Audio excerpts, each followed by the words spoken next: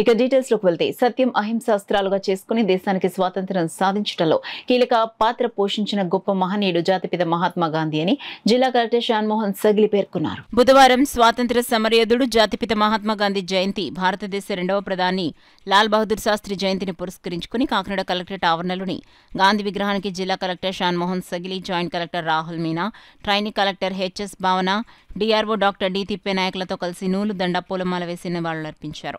అనంతరం గాంధీ, లాల్ బహదూర్ శాస్త్రి చిత్రపటాలకు జిల్లా కలెక్టర్ జేసీ, trainee collector, DRO, ఇతర అధికారులు పూలమాలలు వేసి పుష్పాంజలి ఘటించారు.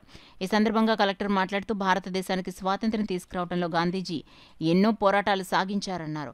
స్వాతంత్ర్యం సాధించడంలో ఓ కీలక పాత్ర పోషించిన గొప్ప మహనీయుడు జాతిపిత మహాత్మా గాంధీ అని కొనియాడారు.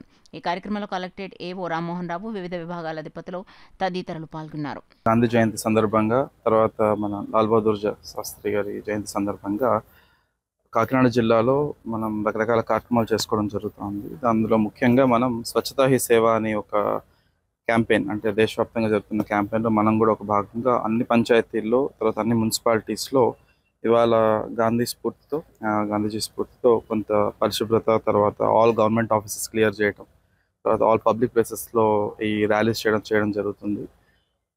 ఈ సందర్భంగా మా వైపు నుంచి డిస్ట్రిక్ట్ అడ్మినిస్ట్రేషన్ నుంచి ప్రతి పౌరునికి, కాకినాడ జిల్లాలోని ప్రతి పౌరునికి మా వైపు నుంచి రిక్వెస్ట్ అంటే వాళ్ళ ఇళ్లలో, తర్వాత వాళ్ళ ఇంటి పరిశుభ్రంగా ఉంచుకోవటం, వాళ్ళ పరిసరాలు పరిశుభ్రంగా ఉంచుకోవటం మీద ఈరోజు శ్రద్ధ పెట్టాలని చెప్పి కోరుకుంటున్నాను.